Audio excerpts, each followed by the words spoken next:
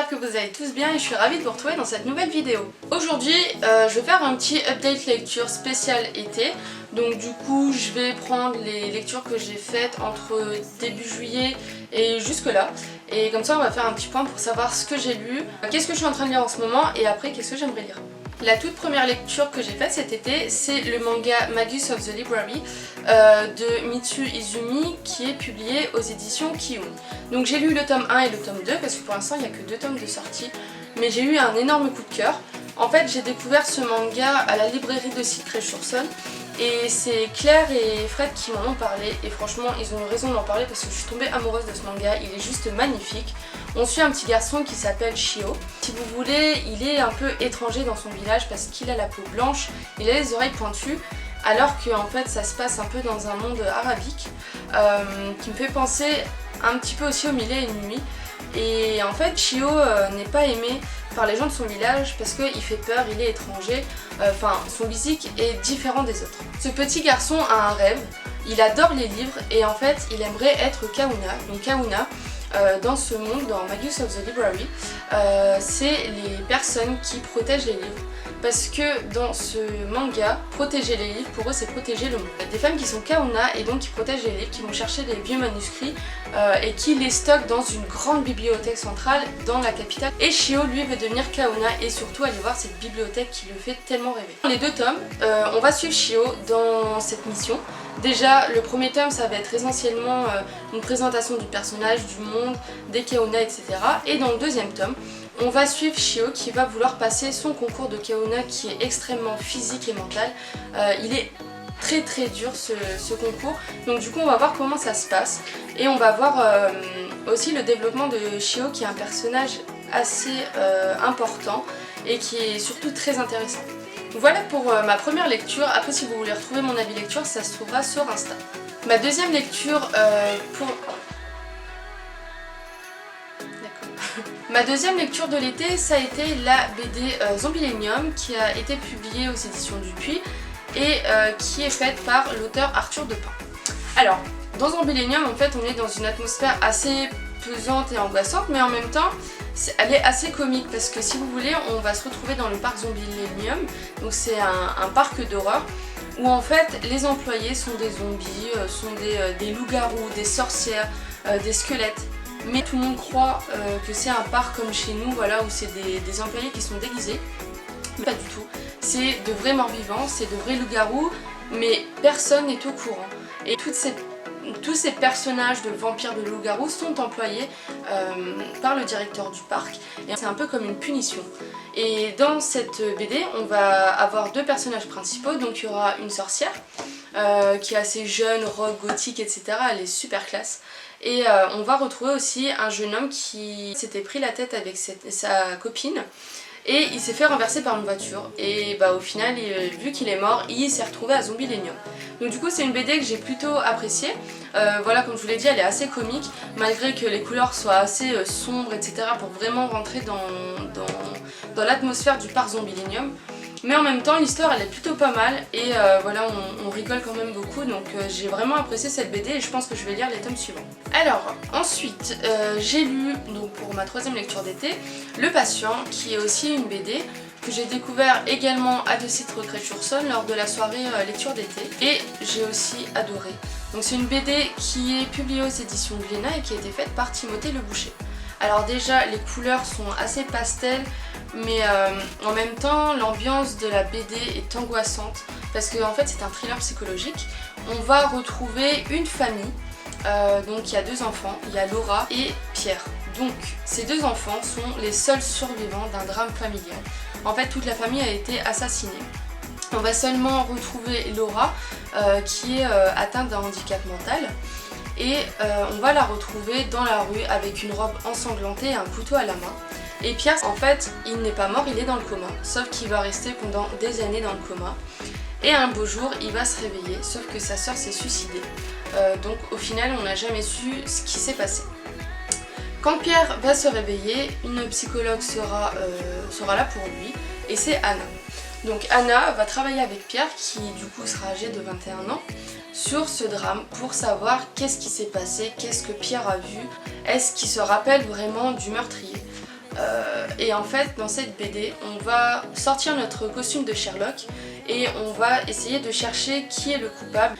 On ne peut pas le savoir à part à la fin où la fin vous vous dites waouh purée en fait ça vous a mis une claque et vous allez passer à côté de tout soupçon et dire bah purée en fait je pense que j'étais dans la mauvaise direction. Enfin moi personnellement j'étais dans la mauvaise direction, j'étais tellement prise par l'ambiance, par le scénario que je le lisais et puis je me faisais diriger vraiment là où Timothée le Boucher a voulu me diriger. J'ai pensé exactement comme il le voulait et c'est ça que j'ai adoré.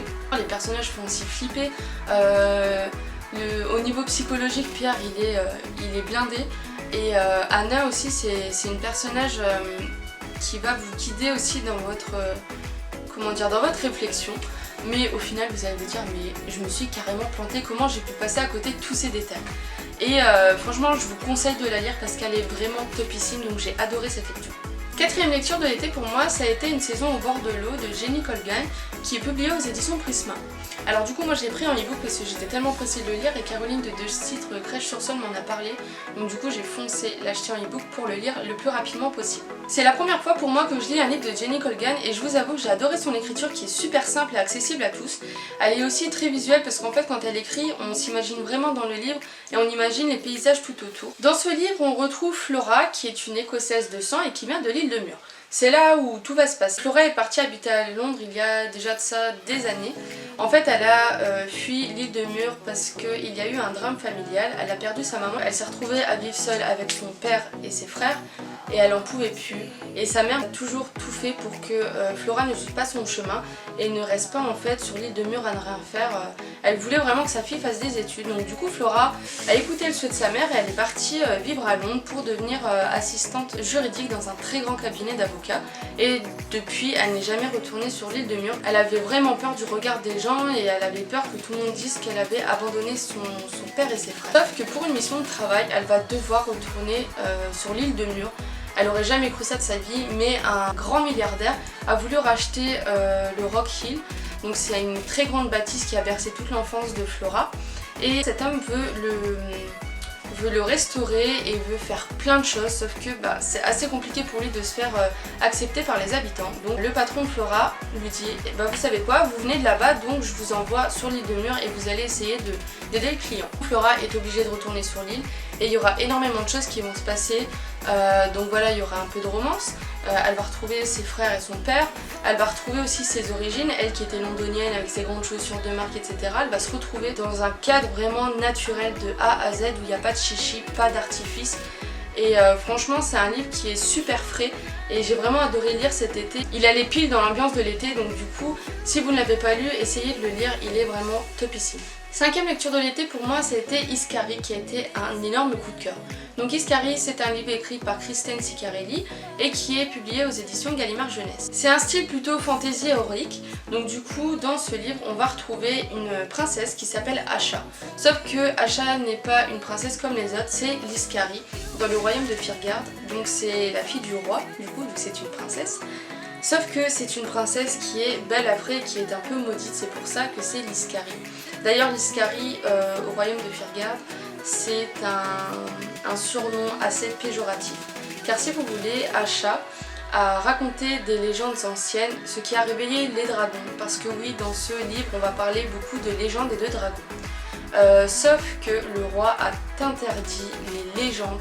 Tous ceux qui racontent des légendes, des histoires, ils sont maudits et ils peuvent être tués pour ça si jamais on l'apprend. En plus de ça, les légendes attirent les dragons. Le rôle de Asha, pour se faire pardonner d'avoir réveillé l'ancien, c'est d'être tueuse de dragons. Son père l'envoie toujours tuer des dragons et tuer des dragons jusqu'à temps qu'il n'y en ait plus un. Asha va devoir se confronter à sa pire crainte, c'est-à-dire à l'ancien, à Kozu, qui lui a créé cette balafre qu'elle a sur le visage et qui l'a complètement défigurée. Dans cette mission, Asha va découvrir qu'il y a eu beaucoup de trahisons de la part de son père et beaucoup de secrets qui lui ont été cachés, surtout sur la mort de sa mère, car oui, Asha a perdu sa maman. Asha va essayer de découvrir la vérité et mine de rien, elle va devoir être aidée par les dragons. Donc du coup, ça va être un scénario qui va tout tourner autour du rôle de Asha, de son surnom d'Iskari, de son rôle d'Iskari et surtout des dragons. Et c'est juste un roman qui est magnifique, les personnages sont très bien travaillés, surtout Asha. On voit son évolution à travers les pages et en fait on voit vraiment qu'elle est tirée de cette emprise que son père a sur elle et c'est juste fabuleux, on va découvrir des secrets énormes et j'ai vraiment hâte de découvrir le tome 2 parce qu'il y a une suite dans Escari, donc j'ai tellement hâte. Mes deux autres lectures de l'été, ça a été le tome 1 et le tome 2 de My Hero Academia. Je sais pas si je vous l'ai dit, mais ça fait un moment que mon frère me bassine avec ce manga parce que c'est l'un de ses préférés. Mais en fait, j'ai jamais pris le temps de les lire. Sauf que là, j'étais en plein dans les mangas et en ce moment, si vous me suivez sur Insta, vous savez aussi que je commence à m'ouvrir à ce genre et que je commence vraiment à adorer. Donc du coup, je me suis dit, tu sais quoi gros, vas-y, passe-moi le tome 1 et le tome 2 et je me lance. My Hero Academia, c'est un manga qui est publié aux éditions Kiun et qui est fait par l'auteur. Alors là, je prends mon téléphone pour l'anti-sage parce que je ne sais jamais le prononcer et désolée pour la prononciation d'avance. Donc il a été écrit par Koei Horikoshi. C'est un manga dans lequel va être mis en scène Izuku. C'est un jeune garçon de 15 ans qui n'a pas d'alter. Alors en fait dans My Hero Academia, un alter c'est un super pouvoir et plus de 80% de la population en possède un. Et 20% malheureusement n'en possèdent pas et sont des gens comme vous et moi. Sauf que Izuku, malheureusement, il fait partie des 20% de la population qui n'a pas du tout d'alter. Il adore les super-héros, il a un carnet où en fait il a répertorié chaque héros, les faiblesses qu'ils ont, les pouvoirs qu'ils ont, c'est vraiment impressionnant la façon dont il le connaît de A à Z. Son héros favori c'est All Might, donc lui c'est le super héros de base avec les plus gros pouvoirs. C'est vraiment le plus grand des super héros dans le monde de My Hero Academia. Izuku ne va pas pouvoir finir sa scolarité dans le monde des héros parce qu'il a tout simplement pas d'alter. Il y a un jeune garçon aussi qui est dans sa classe qui s'appelle Katsuki. Alors lui par contre il a un alter de fou, tout le monde l'adore pour ça, il est super populaire. Mais il a pris en grippe Izuku parce que lui n'a pas d'alter et du coup il arrête pas de le charrier. Izuku en fait il en a un petit peu marre, il pète un plomb. Il en veut à sa mère tout simplement parce qu'il n'a pas d'alter. Sauf qu'un jour il va trouver All Might, il va le voir réellement, c'est la première fois qu'il voit son super héros favori devant lui et il va pas en revenir. Et en fait All Might va vouloir lui donner son super pouvoir parce qu'il commence à être essoufflé, il commence à ne plus pouvoir gérer le One for All, donc ça c'est son super pouvoir. Il cherche quelqu'un pour lui donner. Et en fait il va tomber sur Izuku, il va dire mon garçon c'est toi qui vas avoir le One for All mais par contre tu vas devoir t'entraîner dur pour ça. Dans le tome 1 on va tourner autour de ça, autour de la passation de pouvoir entre All Might et Izuku. Et ensuite dans le tome 2 on va voir aussi Izuku qui commence à posséder ce pouvoir et à l'utiliser et surtout à le contenir parce que le One for All est super puissant, donc il faut un corps super entraîné pour pouvoir le garder en soi et surtout pour l'utiliser parce que au début Izuku va l'utiliser mais il va se casser tous les membres, enfin ça va être assez compliqué pour lui. Sauf qu'il va quand même réussir à entrer dans l'école de My Hero Academia, donc l'école des super-héros, avec Katsuki qui est vert de rage parce qu'en fait il se dit Izuku n'a jamais eu d'alter et c'est à 15 ans qu'il sort son alter. Il va un peu sentir l'arnaque et se dire je pense que Izuku ment et il a trouvé un alter, je ne sais pas comment. Et en fait ça va tourner aussi autour de ça au niveau du tome 2 et aussi autour de la rivalité entre Izuku et Katsuki. Deux personnages que j'adore, Izuku je l'adore aussi parce qu'on va le voir énormément évoluer au fil des tomes. Rien que pour 2 tomes j'ai vu une grande évolution.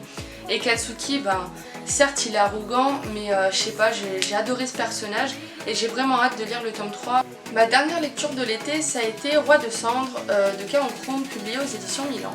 Dans ce livre on retrouve Jack et Auguste qui sont 2 meilleurs amis, sauf qu'en fait tous les opposent. Jack est super populaire, au lycée tout le monde l'adore, les filles sont à ses genoux et Auguste est le garçon un petit peu plus... un petit peu plus refermé sur soi, qui n'a pas vraiment beaucoup d'amis. Les 2 jeunes hommes sont meilleurs amis depuis très longtemps mais personne ne le sait au lycée. On va dire qu'ils ont plusieurs points en commun dans leur vie. Déjà leurs parents sont absents. Jack il a des parents qui voyagent tout le temps, qui sont tout le temps partis mais sans lui. Il a sa maison toujours pour lui tout seul mais il ne sait pas s'occuper de lui.